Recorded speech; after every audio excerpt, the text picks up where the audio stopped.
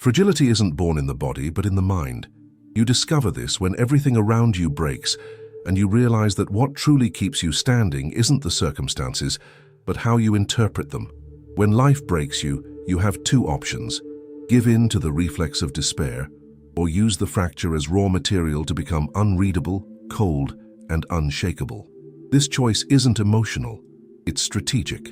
It's the beginning of the discipline of hardening from within until nothing external can penetrate your fortitude.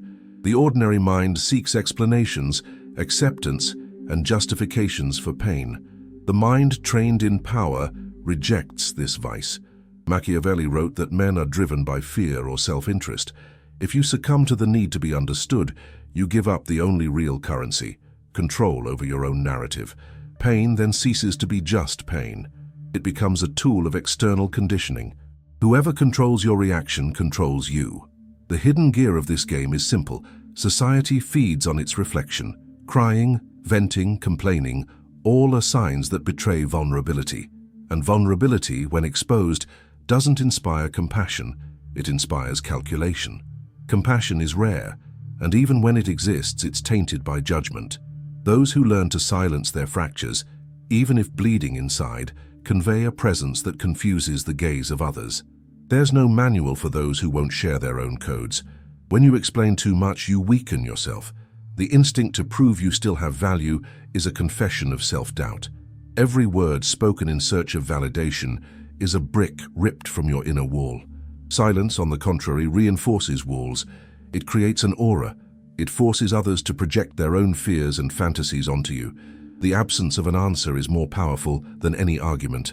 In the professional arena, this coldness redefines the dynamic. In meetings, the urge to justify yourself reveals anxiety, but when you let accusations or insinuations die in the air, you create discomfort. Others squirm in the emptiness you sustain. Those who don't react become unpredictable. And unpredictability is respect without having to ask for it. By not rushing to clean up your image, you allow others to burn themselves with their own words. In personal relationships, the law is even clearer. Those who don't need validation cannot be manipulated. Emotional tests lose strength when met with indifference. Silence in the face of unfair accusations, calm when expecting an explosion, strategic absence when expecting desperation. All of this transforms the dynamic. You show that you're not in it to prove love or loyalty, but to establish presence. This stance allows others to reveal their true selves, while you remain at the center, intact. In the digital world, where everyone thrives on reactions, silence is the most lethal weapon. An attack that finds no echo dies on its own. Labels and accusations fade when left unfettered. The more you remain silent, the more desperate others become to try to extract a response from you. In this desperation, they lose their mask, reveal their weakness, and expose themselves to ridicule. You, however, maintain the aura of someone who doesn't need to play with the same weapons. The tools of this power are fine and sharp. Calibrated silence is not passivity, it is direction. Non-reaction is not weakness, it is a draining strategy. Calculated indifference does not negate emotion, it disciplines it. Controlled presence, the pause before speaking, strategic disappearance, all create the image of someone who is not hostage to stimuli. You become rare, and rarity is always more valuable. The precise cut, a short phrase like "I understand" or "it's clear," ends emotional games without raising a fuss. Training the mind is learning to feel without bending. The pain that seemed unbearable is actually a laboratory of strength. Each time you decide not to explain yourself, not to react, not to beg, you create more internal space. This discipline generates tension, and it is precisely this tension that solidifies your strength. Solitude becomes a tool, not a punishment. You discover that emotional sovereignty is not about being surrounded, but about being whole. And when life breaks you, you realize that it wasn't the ruin that defined you, but how you used the fragments to rebuild yourself into something untouchable. The initial question remains, is it possible to be cold without dehumanizing yourself? The game demands this paradox. You don't lose humanity by shielding yourself, you gain clarity. The compassion you once offered blindly becomes a calculated choice. You can still give, but you never again kneel to be accepted. This is the core of the cold law of mental power. Life breaks you, but only you decide whether to surrender or transform. This is just the foundation. The next step is understanding how to transform this fortress into a weapon of silent influence, expanding the impact of internal control to every sphere of the external game. And then, power ceases to be merely defense and becomes direction. Life broke you, but what truly matters isn't the crash of the fall, but the sound of the silence you sustain afterward. Most people rush to fill in the cracks, collect explanations, seek applause or pity. Not you. You learn that strength lies not in rebuilding the shell immediately, but in accepting the fracture as part of your new armor. The paradox is clear. The more you try to pretend you haven't been hit, the weaker you appear. It's precisely when you remain silent in the face of the shock that your presence grows. The mechanism that governs this process is invisible to the naive. The common mind is conditioned by reflexes. Stimulus, reaction, stimulus, reaction. This conditioning is exploited in every arena. The boss who drops a hint expects your anxiety. The partner who tests your patience expects your outburst. The digital audience expects your immediate defense.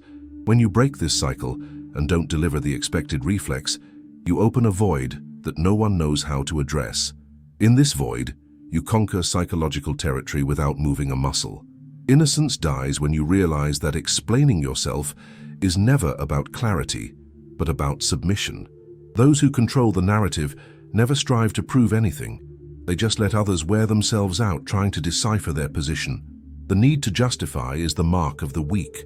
The strong understand that silent presence is already sufficient argument. The doubt that silence generates in others is worth more than 1,000 speeches.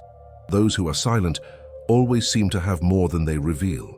In the professional field, this understanding changes the way you play. A colleague steals credit for an idea. Your primary instinct would be to shout, defend yourself, demand recognition. You do none of these things. You let time reveal the fragility of those who live off plunder.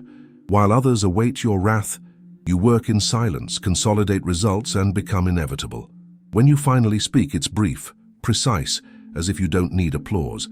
This contrast creates authority. Your silence commands respect. In relationships, the same pattern. Emotional tests emerge as traps. Provocation to gauge your temperament, accusation to measure your dependence, absence to measure your weakness. You respond with calculated indifference. You don't rush to prove loyalty. You don't beg for attention. You don't negotiate dignity. Little by little, the person testing you realizes they have no control. Insecurity is returned to the sender. Your silence becomes a mirror that exposes the other person's need, while you remain whole.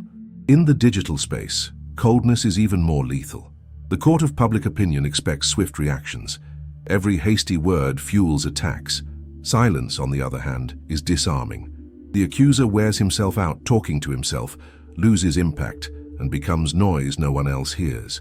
When you speak, you do so with precision. Few, neutral words, impossible to use against you.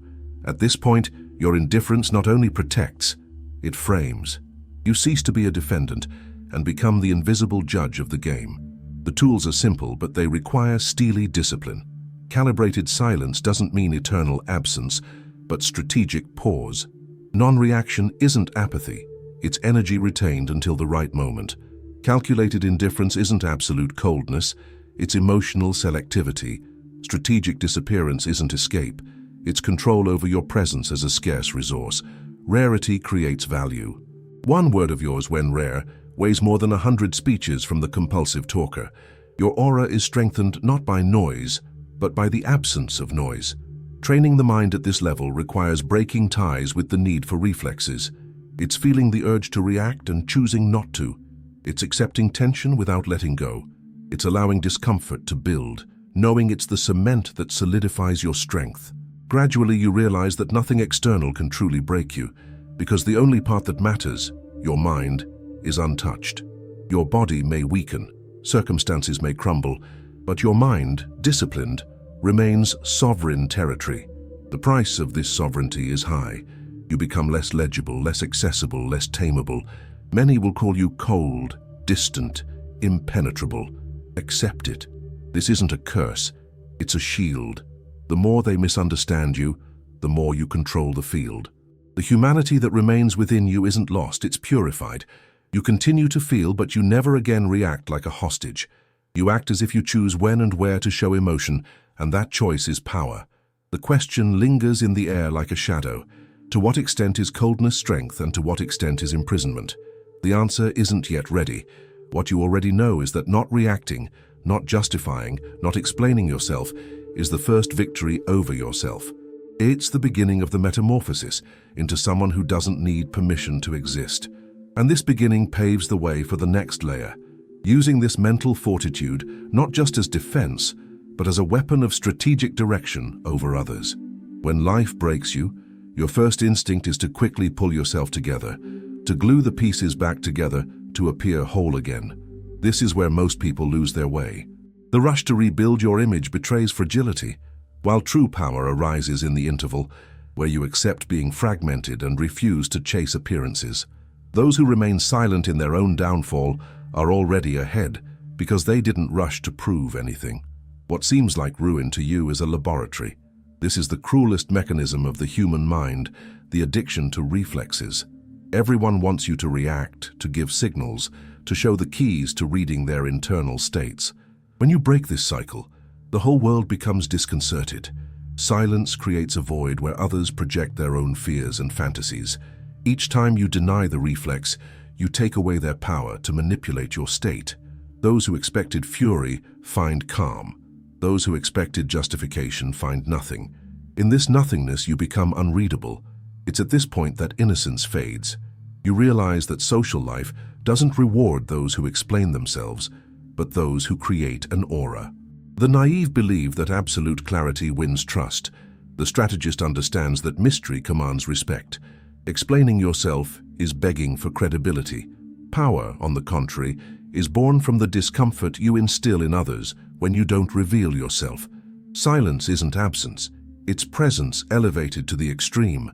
The less you give of yourself in words, the more space you occupy in other people's thoughts. In the professional world, this game is crucial. Have you ever noticed how the most feared people in a room aren't those who talk non-stop, but those who choose their moments with precision? When someone challenges you or tries to destabilize you, your immediate response would be defense. You don't offer that. You remain cool, let the tension build, and when you do speak, you deliver few, sharp, razor-sharp words. This economy of expression creates the feeling that you always know more than you're letting on. Power shifts hands without visible effort. In the intimate sphere, the tests are even more direct. The provocation, the emotional blackmail, the silence laden with expectation. The goal is to extract proof of dependence from you. You don't give in. You don't seek justification. You don't try to correct perceptions. Your absence becomes a response. Your calm generates insecurity, and this insecurity, returned to the sender, unravels the game. The other person realizes they don't have access to your center, that your mind isn't invaded territory. This silent barrier is the true limit. In the digital world, where haste is the norm, your coldness becomes shock. Everyone wants engagement, debate, and reaction. When you don't fuel the game, attacks fade. The crowd expects a spectacle, but you don't perform. Your silence becomes a wall, and against walls, even the biggest waves crash and crumble. With each absence, the anticipation builds. When you finally speak, the rarity of your presence amplifies the impact. Your few words carry more weight than the endless screams of someone who never stops reacting. The tools remain the same, but increasingly sharp. Calibrated silence becomes a weapon of containment. Non-reaction drains the adversary. They expend energy trying to get something out of you and only encounter resistance. Calculated indifference shows that nothing external defines you. Measured presence makes your gestures rare and therefore valuable. Strategic disappearance makes your absence as eloquent as your presence. And cutting sentences end games without prolonging noise. It's clear, as you wish, understood. Each closes doors the other hope to keep open. But this training isn't just external. Within you, a silent metamorphosis takes place. With each impulse contained, you become more sovereign over yourself. With each pain endured without exploding, you build more internal space. With each silence maintained in the face of provocation, you move closer to strategic indifference. This discipline has a cost: loneliness, misunderstanding, labels, but it also has benefits: clarity, sovereignty, involuntary respect. You exchange the fragility of validation for the solidity of self-control. This exchange is irreversible. The shadow of doubt still lingers. Wouldn't it be dangerous to become too cold? The answer isn't yet final, but the path already shows logic. The coldness you cultivate isn't an absence of humanity. It's a refusal to be manipulated by the humanity of others. It's selective presence, disciplined emotion, conscious compassion. You don't stop feeling, you just choose when to feel, and in front of whom. And this choice is the law of mental power. Those who decide when to move are never moved. The next layer is inevitable, transforming this mental fortitude into real influence, where your mind not only resists, but also sets the pace for others. Life has already broken you, but now you learn to break the logic of those who try to control you. The mind that survives a breakdown is never the same. When life breaks you, you understand that the fall wasn't the end, but the opening to see invisible gears.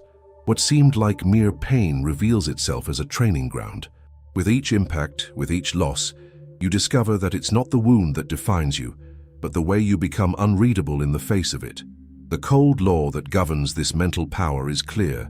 Those who endure without explaining themselves become impenetrable. The hidden mechanism most people don't see is reflex conditioning. Society thrives on the rush to react. They expect your defense, your complaint, your emotional confession. When you deny this reflex, you create a tension that only you can sustain. Strength lies not in shouting that you're still alive, but in letting silence speak for you. In this silence, your presence multiplies. Every second you don't justify yourself increases the curiosity and discomfort of others. You don't fight to be noticed, but you become impossible to ignore. This is where innocence is shattered. Before, you believed clarity was a virtue. Now, you realize that clarity is surrender. Power is born precisely in what you withhold. The doubt you provoke is more powerful than any proof you offer. Explaining yourself is begging for credibility. Remaining silent is demonstrating that you don't need it. And so you begin to control not only your own mind, but also the perception of everyone around you. In the professional arena, this stance redefines positions. Those who defend themselves too much become predictable, while you, by not reacting, create a shadow of authority. When your words emerge short and precise, they carry weight because they come after silence. The opponent who tried to destabilize you loses himself in his own anxiety, while you maintain a calm he can't quite match. Soon, everyone understands that arguing with you is risky.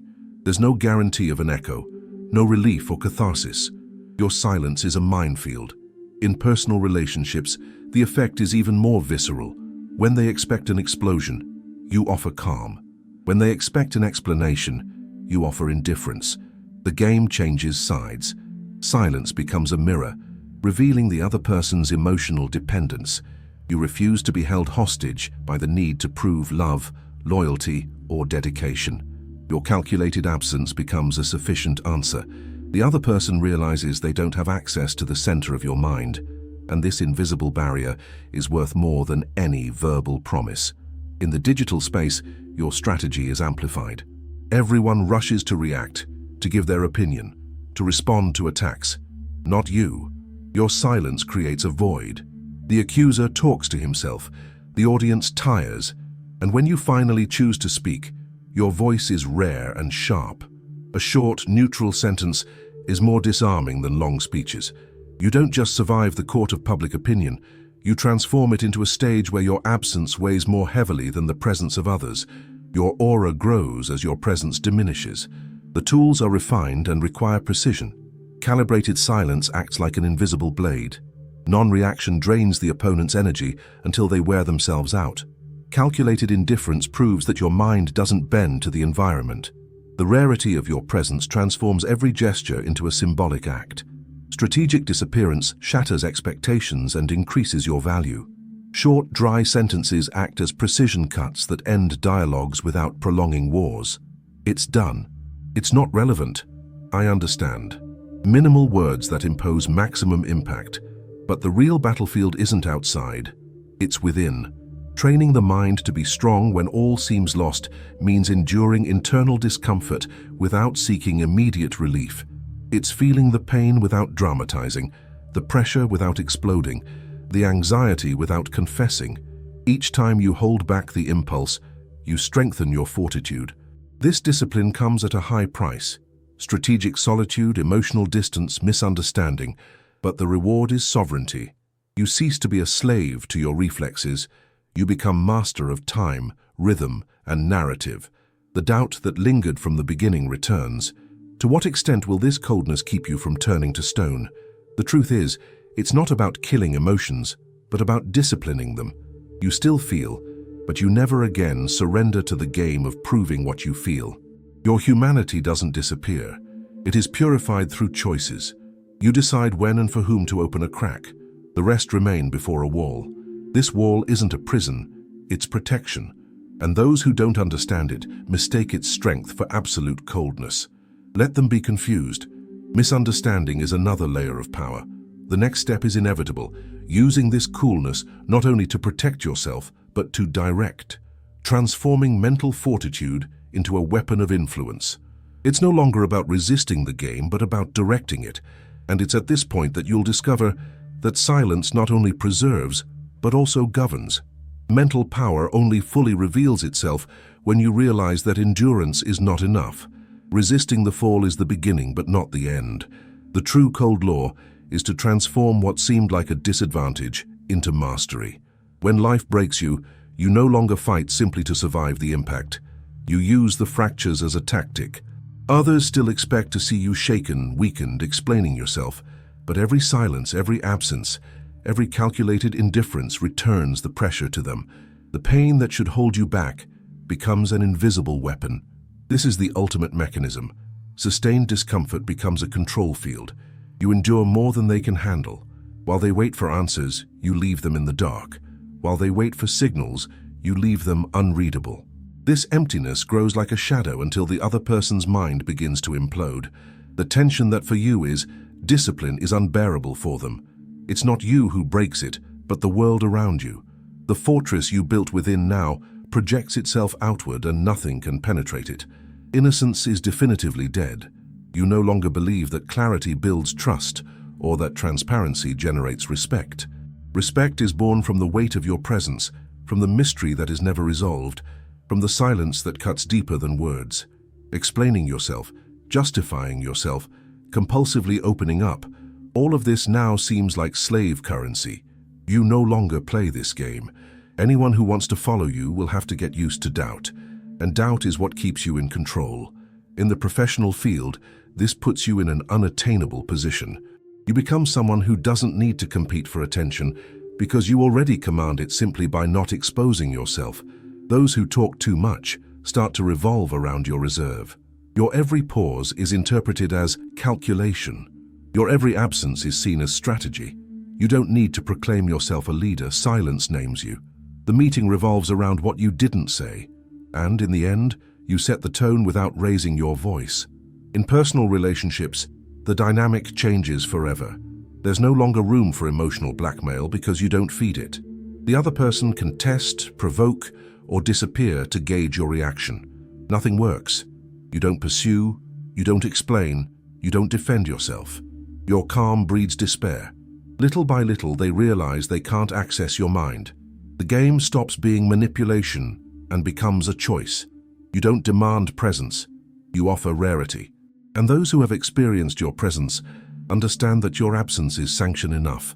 In the digital space, your power is amplified like a myth. While everyone else is exhausted in battles of exposure and defense, you remain unreadable. The anticipation surrounding what you will say is always greater than the content itself. And that's what makes you unbeatable. Not the word itself, but the rarity with which it appears. A single sentence of yours resonates more than the endless speeches of others. Your cultivated silence creates an aura that no one can replicate. The tools reach maturity. Calibrated silence is no longer just containment, it's governance. Non-reaction not only drains energy but also captures the narrative. Calculated indifference becomes a selection criterion. Nothing that isn't up to par crosses its barrier. Rarity becomes the economic power of the spirit. The less you give, the more valuable you become. Strategic disappearance functions as psychological warfare. While everyone screams, you're not there. And when it emerges, it's to cut sharply. impossible to dispute. It's over. It doesn't affect me. Move forward. Minimal words that seal realities. Inside, your metamorphosis is complete. You are no longer someone trying to prove strength. You are strength itself, in a state of presence. Emotions still exist, but they don't drag you down. Pain still arrives, but it doesn't dominate you. Loneliness still weighs on you, but it transforms into discipline. You no longer bow to the outside world, because the outside world no longer has access to your center. Your mind is armored territory, your strength is definitive, and the initial doubt, is it possible to be cold without dehumanizing yourself, is now resolved. The coldness you cultivate hasn't killed your humanity, it's merely disciplined it. You still feel, but you feel with choice. You still care, but never compulsively. Life broke you, and in that breaking, you discovered that you no longer needed anyone's validation. The ruin was only the beginning of your sovereignty. Now Machiavelli's cold law takes shape within you. It is better to be feared than loved if you cannot be both. But the fear you inspire does not come from threats or violence. It comes from your trained, unreadable, indomitable mind. Anyone who observes you understands, even without words, there is no way to control you. You are not accessible by reflexes, not predictable by emotions, not tameable by haste. You have become rare, and the rare governs. Life tried to destroy you, but in doing so, it only forged a fortress the world cannot penetrate. You are no longer a hostage to your reflection. You are the reflection others cannot decipher. Then the truth that closes the cycle echoes. Training your mind to be strong when life breaks you is not about resisting pain, it's about transforming it into power. What seemed like ruin became sovereignty. What seemed like an end revealed itself as a beginning. Doubt dissolved. The coldness wasn't loss, it was ascension. You didn't become less human, you became untouchable. If you want to seal this transformation, just comment, "My mind is my empire."